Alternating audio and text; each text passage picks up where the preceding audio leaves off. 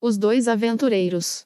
Parte 5. Na calada da noite, uma pessoa encapuzada entrou no cemitério gigante de Irrantel, com degraus que pareciam estar deslizando pelo chão.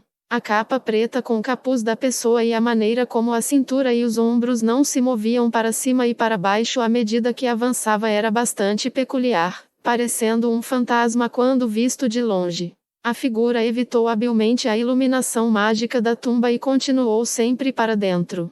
Em pouco tempo, a figura chegou a um mausoléu e tirou o capuz. A figura era uma jovem de cerca de 20 anos, na flor da juventude. Ela tinha um rosto bonito e era fofa como um gatinho ou outro animal pequeno. Ainda assim, enquanto ela parecia adorável, havia uma natureza predatória carnívora escondida sob aquele rosto dela. Estou aqui. Enquanto falava em tons lúdicos, a garota passou os dedos pelos cabelos loiros e curtos e abriu as portas de pedra do mausoléu. Os ruídos de metal batendo vinham de sob sua capa, como o som de cota de malha. Uma vez dentro do mausoléu, todas as lajes dos cadáveres estavam vazias. Os bens da sepultura do falecido já haviam sido levados. Talvez fosse o cheiro de todo o incenso absorvido pela pedra, mas um cheiro fragrante fez cócegas no nariz da garota. A garota franziu as sobrancelhas, então se dirigiu firmemente para dentro. A garota pressionava uma pequena escultura discreta enquanto cantarolava. Conforme a escultura se movia, houve um clique quando algo fez contato com outra coisa. Um momento depois, o som de moagem veio. As lajes lentamente se moveram para o lado, e um caminho que conduzia para baixo apareceu. Estou entrando. Com aquelas palavras cantadas, a garota desceu a escada. Ele se curvava até a metade e conduzia a um amplo espaço aberto sob a terra.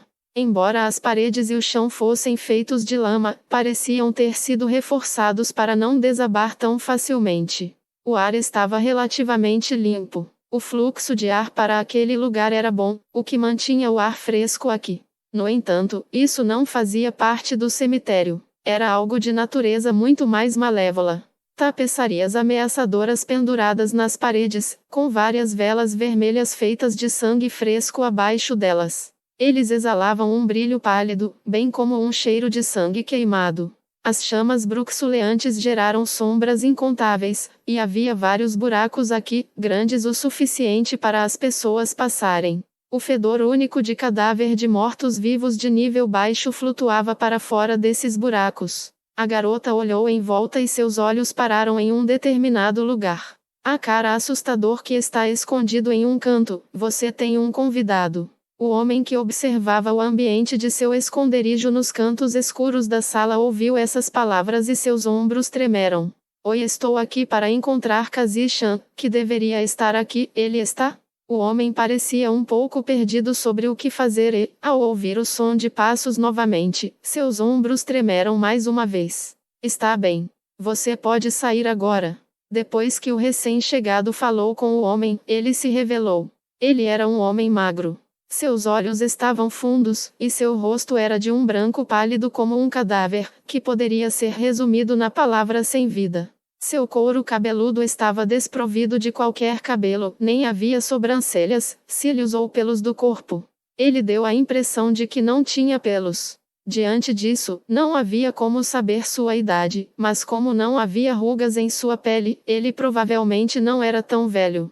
O homem vestia um manto vermelho escuro da cor de sangue seco e usava um colar feito de crânios de pequenos animais. Suas mãos estavam tão enrugadas que pareciam garras, e seus dedos, com unhas sujas e amarelas, enrolados em um bastão preto.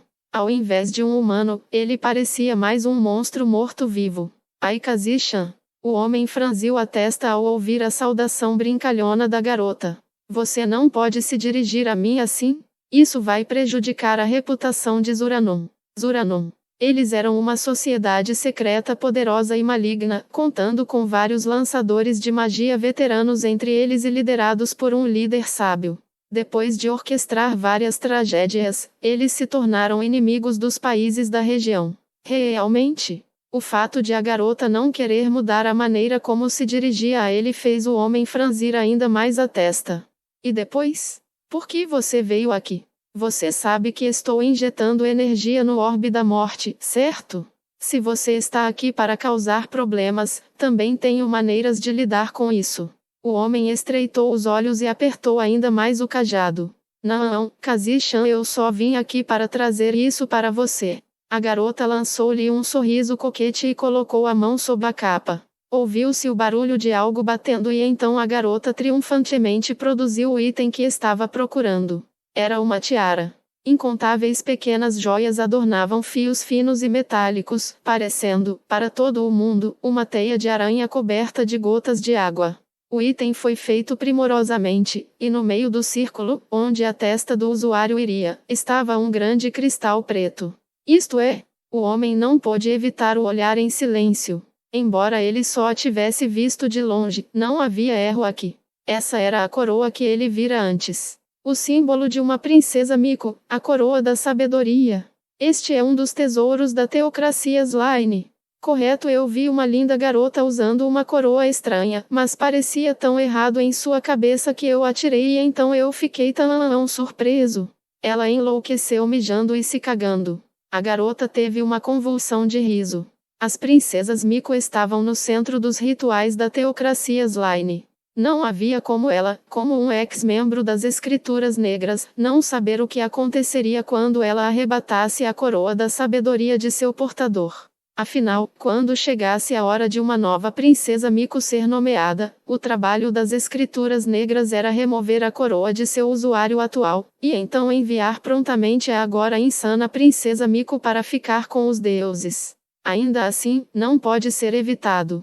É a única maneira de obter isso, é culpa da pessoa que fez a coroa, ele é o único culpado. Não havia maneira de remover com segurança a coroa da sabedoria. A única opção era destruí-lo. No entanto, a coroa excluiria a personalidade do usuário e transformaria um ser humano em um item mágico que poderia usar feitiços de nível incrivelmente alto, então ninguém faria qualquer desperdício como destruí-lo. Ainda assim, havia loucos por aí. Pensar que você trairia as Escrituras Negras por tal lixo. Por que não roubar um dos artefatos divinos dos 6 deuses? Chamar isso de lixo é muito cruel. O homem riu da garota que inchou o rosto. Nada de errado em chamar de lixo, certo? As garotas que podem usar um item como esse são uma em 1 milhão. Encontrar um usuário para isso provavelmente seria impossível, mesmo na teocracia Slime. A teocracia Slime era a única nos países vizinhos que mantinha registros detalhados e genealogias de seus cidadãos. Portanto, ao consultar esses registros, pode-se facilmente encontrar um usuário para o item, em outras palavras, um sacrifício.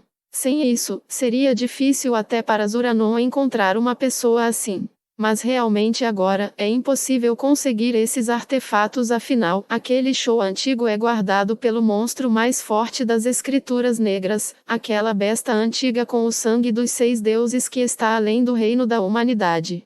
Um parente divino, aquele sujeito é realmente tão forte. Eu só ouvi sobre isso de você. É mais forte do que a ideia de força. A informação relevante foi selada, e é por isso que você não sabe se alguém que soubesse sobre isso fosse interrogado com magia que afeta a mente. Seria muito ruim. Ouvi dizer que se o segredo vazasse, isso levaria a uma guerra total com os verdadeiros Dragon Lords sobreviventes, o que significa que a teocracia Slime seria destruída no fogo cruzado. Então espero que você finja que nunca ouviu nada disso. Acho isso difícil de acreditar. Bem, qualquer pessoa que não tenha visto esse poder pensaria assim. Bem, então vamos ao que interessa. Kazit Dali Badantel, você está disposto a me ajudar como membro dos 12 executivos? O tom da garota finalmente mudou. Finalmente mostrando sua verdadeira face, fragmento de Quintia? Mas não me chame de Dali. Eu rejeitei aquele nome de batismo. Então, não me chame de fragmento de Quintia, hein? Me chame de Clementine.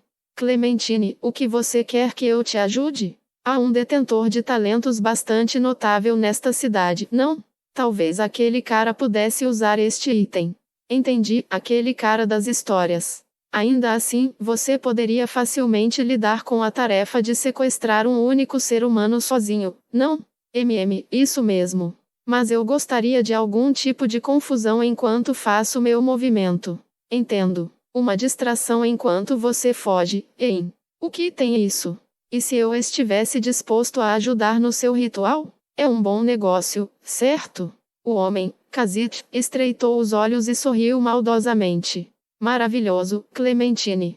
Se você estiver disposto a me ajudar, posso cumprir o rito da morte. Muito bem, vou ajudá-lo com todos os recursos à minha disposição.